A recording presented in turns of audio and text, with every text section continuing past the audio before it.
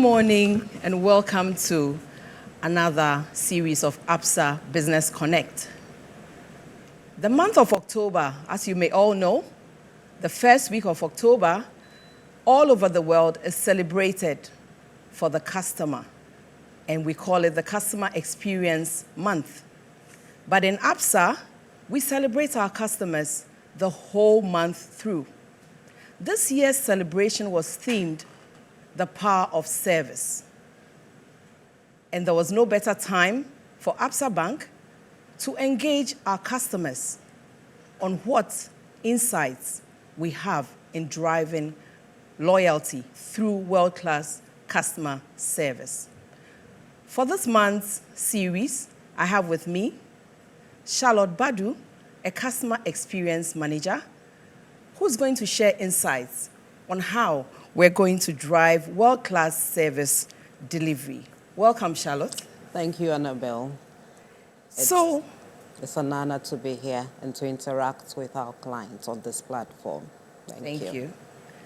I would ask you to use a minute to tell us what you do at Absa. Okay, so I work with the customer experience team. I've been actively involved in setting up and developing our 24-hour contact center, which includes a call unit, a complaints management unit dedicated to service recovery, as well as a service quality unit that monitors the quality of service that we provide across our various channels. So in essence, my work has just been about ensuring that our clients have a great experience however they're interacting with us. Currently, my focus is on our business banking clients and our corporate and investment banking clients. Thank you. Thank you. Thank you. That's a great intro. That means you're really versed in customer experience. That's why you find yourself here. So, Charlotte, my first question. What do you mean by service recovery? Why would you say we need to recover service? What do you mean by that? I expected that question given the topic that we are looking at. Everybody will want to know that what is service recovery. And very shortly, I would say that service recovery is about cleaning up your mess. Okay? When we talk about service recovery, we're talking about the processes, the actions that any organization will take to sort out a complaint or a problem that has caused its clients dissatisfaction. The aim is to make sure that we restore the satisfaction level of the clients in the very minimum and at best improve that experience for them. Ultimately, it's making sure that you regain trust and then you build loyalty. If I want to use just two words to talk about or to describe service recovery, I would say right, wrong. Right, wrong. Wow. And I heard you say trust. Mm-hmm. Trust is something that every entity needs from their customers. Very key for customer relationships. Yeah. Thank you. Thank you for that.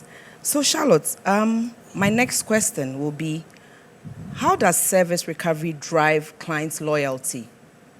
How does it drive clients' loyalty? Okay, Annabelle, you would agree with me that no individual sets up in the morning and says, today I'm going to mess up my clients. At all. You just want to give them a great experience. But things go wrong. We are human. A human being can make mistakes. We are dependent on systems and applications in the course of our work. Things can go wrong in that way. We are dependent on third parties to be able to deliver some of the services that we give our clients. A third party can mess up. The important thing is that once it happens, we need to do something about it. I say that an unresolved issue, a complaint, it's like a landmine. You know how landmines are. Yeah. The explosive are scattered all over the place. You don't know where it is. You don't know who is going to step on it. You don't know what is going to drop from the air into it and set it off. But you know that when any of it is set off, it can cause irreparable damage. So it's important that when a service fails, once you become aware of it, you take steps to resolve it and make it better for your clients. Research has said that when you receive one complaint, It's just the tip of the iceberg. That for every one customer who comes complaining to you, there are about 25 others who will not come to you. Now, all these people, even though they haven't come to you, will be telling others about the issues that they've had. So there are people who haven't had that issue but know about it. And you know how it goes. Bad news really travels fast. Yes. So they'll go on spreading the news. So you can't afford to sit and let it go on. Any company or business that is worth its salt, that says that I'm client obsessed, that says that I want to build my business, I want to grow, has to have a service strategy that includes service recovery. Okay? And then there's something interesting called the service recovery paradox. It says that when a client has had an issue with you and you've made the effort to resolve it for them, they tend to be more loyal to you. Okay. That's why it's important that we do take steps to recover service if we want to develop and build our businesses. I mean, you're just spot on, Charlotte. With customer experience, you can never drop the ball. You can't. At all. Thank you so much. Thank you for giving us an in-depth knowledge on recovery. So I also wanted to ask you, in what ways can a business drive an effective service recovery agenda? So looking at what is going on, customers are being savvy. They know where to go at what time. What ways can you advise a business to drive an effective service recovery agenda? Okay. So your aim for doing service recovery is to make sure that you deepen the relationship that you have with your clients. Okay. You also want to make sure that you reduce the incidence of bad publicity and a negative reputation out there. And especially in this age of social media. It's not I'm telling one person. When you post it out there, millions of people see it. Yeah. It gives other people the opportunity to come in and also comment. Yeah. Okay? And you want to have lifetime value from your clients so that they are coming in and out and buying more from you. But the topmost one is your advocacy. Yeah.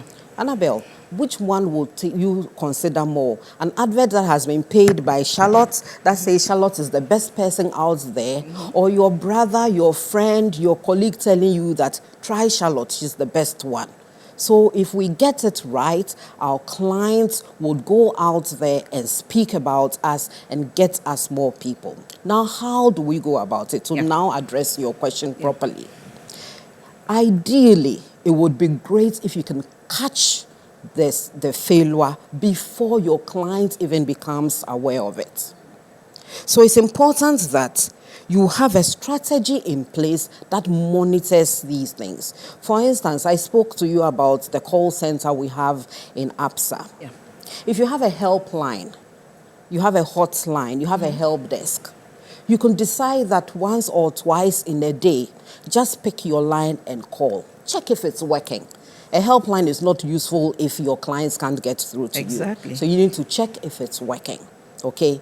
If you have, for instance, a service, a delivery service, do you have a way in which your motor riders clock in and clock out? Do you have a way of monitoring how long they are taking to get to your delivery point? If you've promised your clients that they are going to get to them in 30 minutes and it's raining heavily and your rider has to stop somewhere, do you have a way of that rider getting back to you so that you quickly inform your clients that it's raining, your delivery will be delayed, okay? So it's important that we have a way of checking and trying to catch these things ourselves before the client gets aware. So that if the client is aware and comes to us, you already have a plan in place and you can inform them about what you are doing about it if you have not already resolved it, okay? The other thing is monitor your new services. If you introduce a new product, test it. Test it. If, for instance, you are into fruit juice production, don't assume that it's all going well.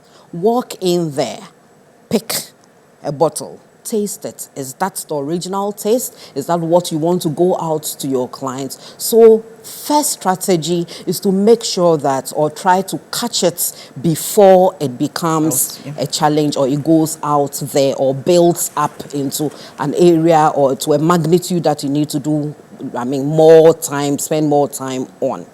The other bit is also to have a communication plan about your service failures. At what point do you need to inform your clients? Who makes that call? What sort of information do you want to give your clients? Yes, things have gone a bit wrong, but you don't want to go and put out it's like airing your dirty linen. No, you must decide what clients need to know and how to present it, and the channels that allow you to quickly or more effectively communicate with them. So those are the two ways that you can quickly manage it on your own. Now, the other bit is that your client has gotten to know. You didn't catch it. Your client has gotten to know about it.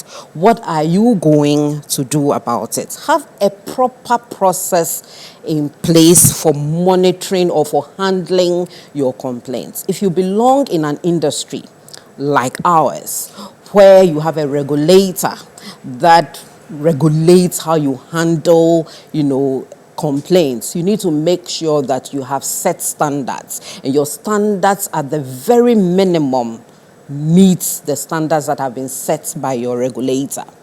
Okay? Because if you don't do that, you fail. And you need to tighten it up a bit more. We are in a competitive world. There's so much competition out there, and you need to give yourself an edge over your competition. So you make sure that you tighten it up a bit, have higher standards, and then you adhere to those ones. Have a central logging system that everybody can get into. Put in the complaints there. What it does is that it gives everybody a view of it. If my customer comes to me and makes a complaint and I don't log it anywhere, it's in my mind and I'm running with it. Supposing I am not there and somebody else comes in, how does that person know the state I have reached, the actions I have already taken, and can give my customer the information that is required, so that people don't have to go and re-engineer the whole wheel? We need to make sure that there's a proper documentation of what has been done and what has been offered to the client, so that we can move it on from there. Every customer or every employee should know how important service recovery is to the business and why it is so. And we must empower them to be able to handle these issues as it comes up. And for every issue, the employee has to run to the manager to get, authority to do what they need to do. We are just going to frustrate our clients. So there must be a level of empowerment that gives our staff that ability to give the customer joy when they come to them. Okay?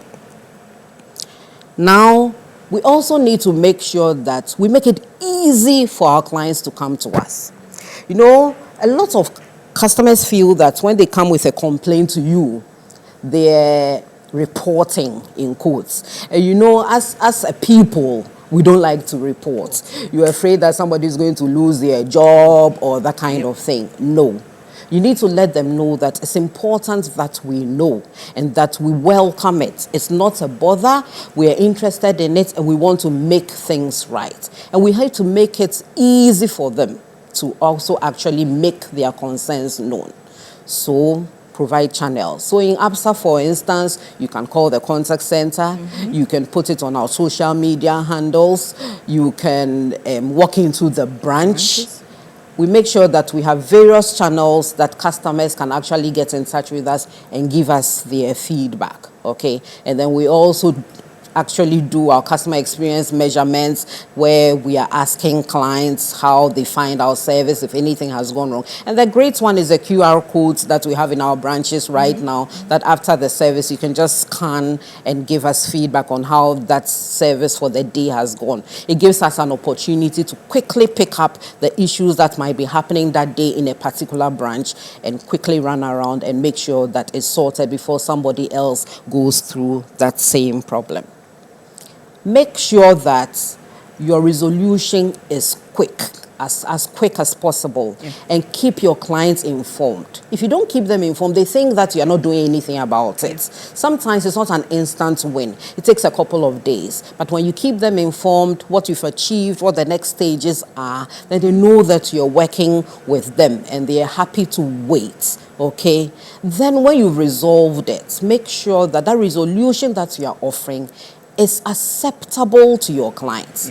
Sometimes we don't have what looks like resolution to us might not be what the customer is actually looking for. So you have to present your options and make sure that it's acceptable, and then you move on with it. And then, of course, the freebies. If there's a refund, you need to do that refund. And sometimes, gestures of goodwill, like branded items and stuff like that, that makes the customer know that, look, we messed up, we've rectified it with your help, and we appreciate it. Something small for us to show that we are committed to you, and thank you for letting us know. So those are the various ways in which we can recover service.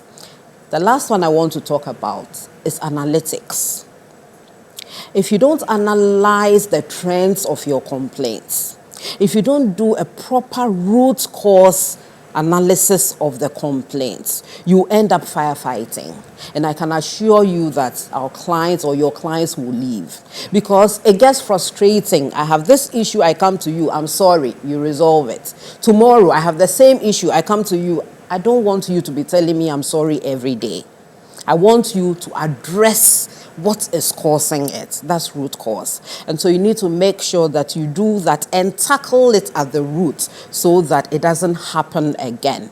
And management must be made aware of such information so that if there are key decisions that need to be taken at that level, is taken, and then we can all go home and have a good night's sleep knowing that we've sorted our customers out. Annabelle. Wow, that's really deep.